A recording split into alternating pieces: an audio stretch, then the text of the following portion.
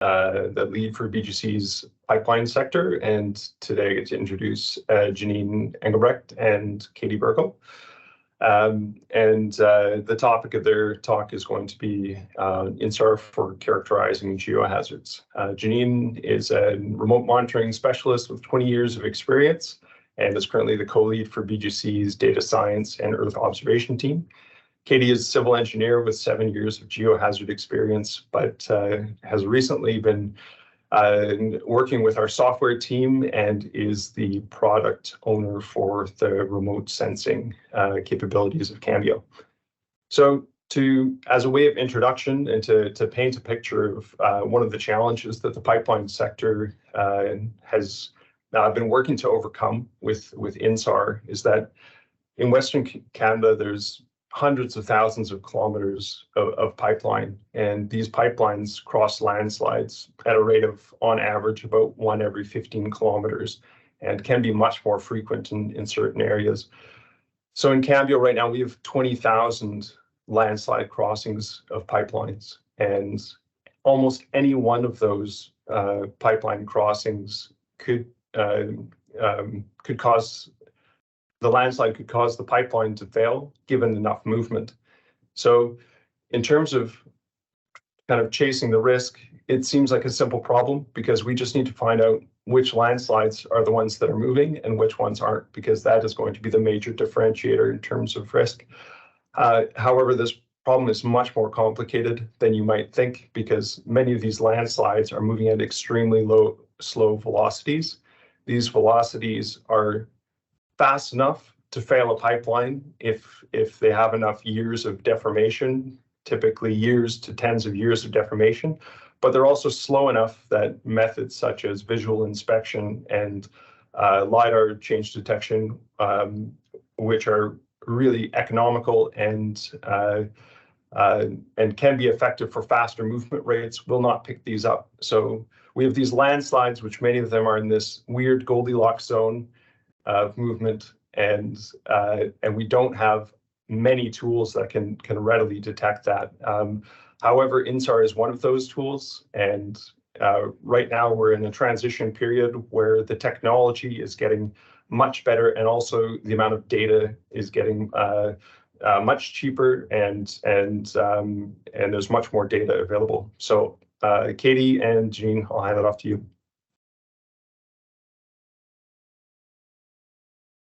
Thank you very much, Joel. Yes, so today we're going to talk about how we use InSAR for our hazard management program specifically, and how we moved from research really to operational monitoring. We'll quickly do an InSAR 101 for people that don't know InSAR, and then we'll introduce some of the tools that we've got available for InSAR analysis and look at what the future holds. Now, in a nutshell, InSAR works by using microwave images that are captured by Earth orbiting satellites. So we've got the microwave sensors zap the Earth with microwaves and analyze the signals that go back. Now, because these satellites are orbiting, we can get very regular measurements. And if you have movement of the Earth's surface between one image acquisition and the next, we can use the change in the distance that the signal has to travel to convert that into measures of millimeter to centimeter scale deformation. So what we've got on screen here is an image that we created with an InSAR on demand tool that is available through BGC. And this red area here is a very large landslide. And we can see by stitching all of these images together, images that are captured every 12 days in this case, we could reconstruct the deformation history of this landslide. And as Joel mentioned, the sophistication of the algorithms nowadays to extract InSAR time series data from these data sets has evolved to a stage where precisions of less than a millimeter per year can potentially be achieved if the right data is processed in the right way. Now, there's actually quite a lot of considerations that goes into the design of an InSAR program. There are a numerous number or a very large number of satellites that are capturing data that is suitable for InSAR analysis. all of them operate at different wavelengths of the electromagnetic spectrum, and the selection of the wavelength for a particular problem will depend on the nature of the vegetation in the area and how fast the feature is moving. And then together with that, all of these satellites have different image acquisition modes, which leads to different resolutions of the satellites. So on this image on the top left-hand corner, for example, we've got an image captured by the TerraStar X satellite at 1 meter resolution. And with such high resolution, we've got multiple returns from Sydney Harbour Bridge, for example. We've got a boat here in the harbour that you can see in an incredible amount of detail. But looking at that same image in 20 meter resolution, for example, we lose a lot of that granularity. But of course, with very high resolution comes a very high cost conventionally. So if we're interested in very large valley scale features, for example, we might not be as interested or as concerned about getting the best resolution. And then finally, there's a whole bunch of InSAR companies that are popping up just because data is becoming freely available and processing tools are becoming more accessible. So making sure that you're working with a reputable InSAR supplier that knows how to tweak algorithms to get the most out of the data is super important. But let's assume we've got great data that is processed in the appropriate way. InSAR can provide us with a wealth of information that we use operationally within BGC for hazard management.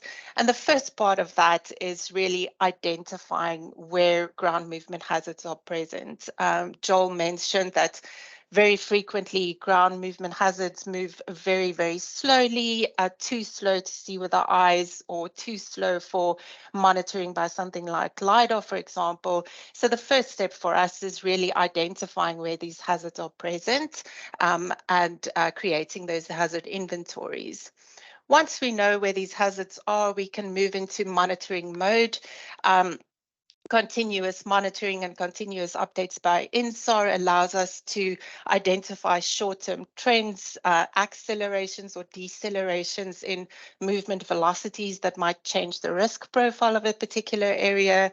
And then where things become a lot more sophisticated is if we start to look at additional data sets that can give us intelligence about that feature. So in the bottom left-hand corner here, we're comparing the InSAR movement velocities with features like precipitation, snow melt, soil moisture. And in this case, we're really trying to find the short-term triggers of accelerations or increase in landslide activity. And in this case, we can move towards the development of early warning systems, for example. So within BGC, recognizing that there's various sources of InSAR data, various suppliers of InSAR data, we've worked quite hard to develop tools that allows us to be source agnostic, look at all of these different data sets in the context of our hazard management programs. And for that, I'll hand over to Katie Burkell that's going to show us some of these advanced analytical tools that we have at our disposal. Thanks, Jeanine. So for those that are unfamiliar with Cambio, it is a cloud-hosted web and mobile application designed and developed by BGC to help our clients systematically approach geotechnical data and make better informed decisions. So the demos I'll be walking through highlight some of the visualization, analytic, and data management capabilities of the platform. In order to take the data from research to results, we have developed the Cambio remote sensing module, which has been designed to take complex and diverse data from multiple sources and combine them so that they're viewable in context. And here we have, looks like the video. I actually don't know how to play it. Gemma, do you know how to play this video? It should play automatically.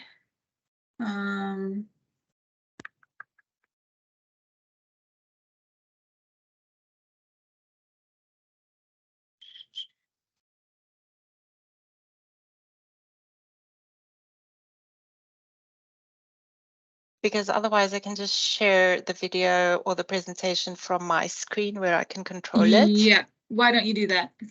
Okay, I'll do that.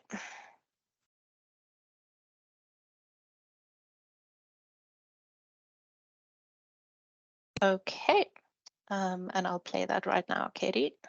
Perfect. Thanks, Jeanine. So here we're looking at topography data overlaying with some InSAR in an area with identified landslide terrain. And Cambio integrates data from leading InSAR vendors and includes different report types, satellite geometries, and epochs all in one tool. There is also the availability to filter by map extent and view and compare multiple geometries at once. Within the tools, you're able to click at any data point and get the velocity and displacement values.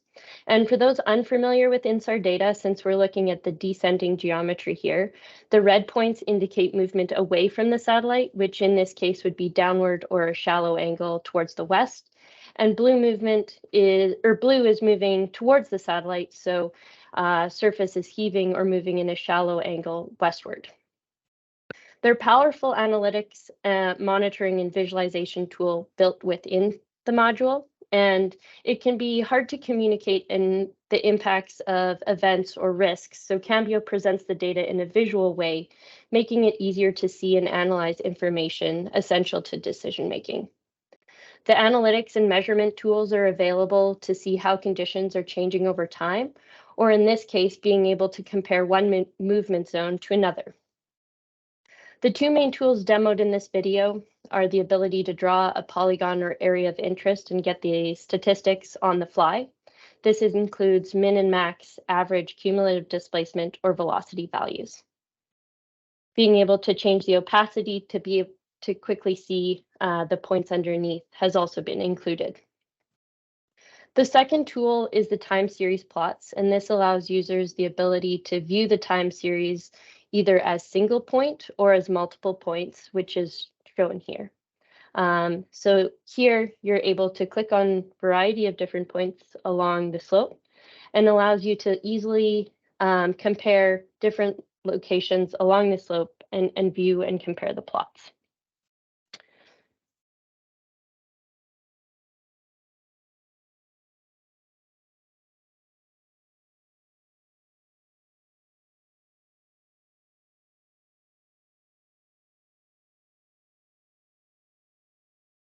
So once the hazard inventories are created from a wide variety of different sources, including InSAR, we can use these inventories, and once they're generated, view them in conjunction with the InSAR data to get better, more refined inventories, as well as validate existing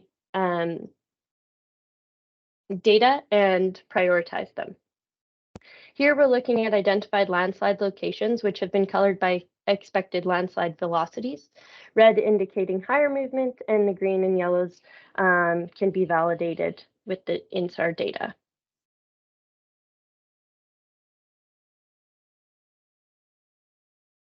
And the last demo I'll show here is just how Cambio unlocks the power and value of InSAR data. It can be used at a high level to get an overall picture of the entire system at a regional scale for pipelines or other linear infrastructure, but it can also be used to monitor settlement or deformation at active or closed mine sites, for example. The Cambio tools enable viewing and analysis of InSAR data in context with other information. So here you're looking at real-time instrumentation data. Within Cambio, workflows and action tracking can be used to share and prioritize findings in order to make timely and informed decisions, such as adding observation points to areas of potential concern and being able to quickly go back to the same site and as more data becomes available and track those changes over time, or pair them with real-time instrumentation data, like in this example shown here, or even precipitation data or other open source data such as soil moisture. All of this to validate findings, monitor, or better get an understanding of what is happening at site. Here you can easily see how quickly we can compare time series data for both InSAR and SAA and piezometer data.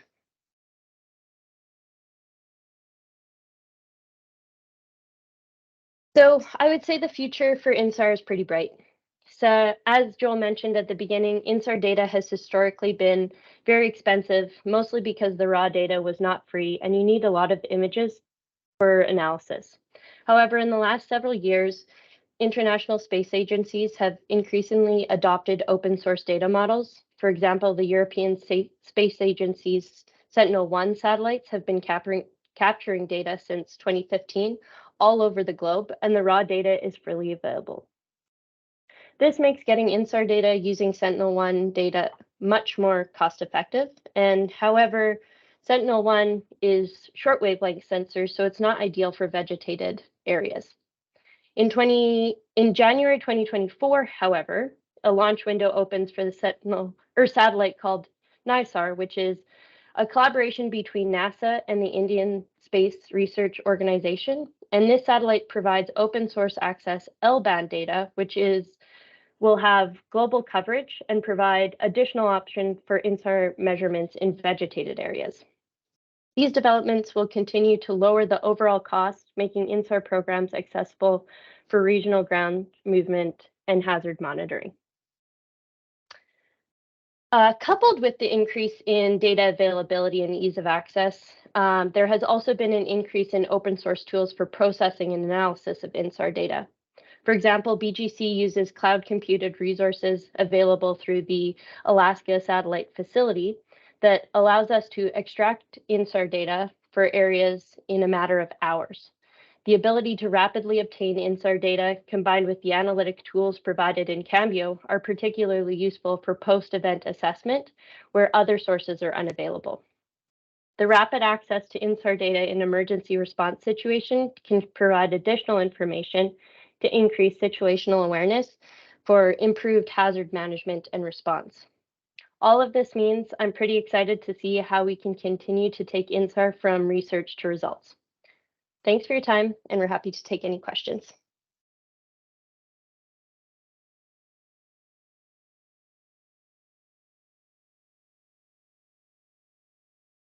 Yeah, I'll take a quick look.